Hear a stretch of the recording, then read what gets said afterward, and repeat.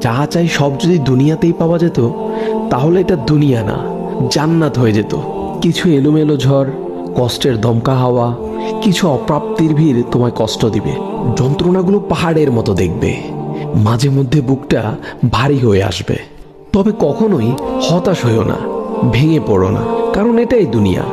এখানে সব চাওয়া পূরণ হবার নয়। মন যা চায় তাই যদি পেতে চাও, তবে অবশ্যই তোমায় জান্নাতে যেতে হবে। সেখানে তোমায় আর কোনো কষ্টই ছুতে পারবে না। এই যে ছোটখাটো কষ্টগুলো তোমায় আঘাত করে, এগুলো মূলত তোমায় জান্নাতের নিকটবর্তী করে এবং আল্লাহর সন্তুষ্টির দিকে দ্রুত গতিতে নিয়ে যায়। আর এখানে সুখ দুঃখ কোনোটিই স্থায়ী নয়। এখানকার সবকিছুই সাময়িক, আর আখেরাত হলো চিরস্থায়ী। সেখানকার সুখ দুঃখ চিরস্থায়ী। ক্ষণস্থায়ী কষ্টগুলোর ব্যাপারে অত চিন্তা করে কি লাভ?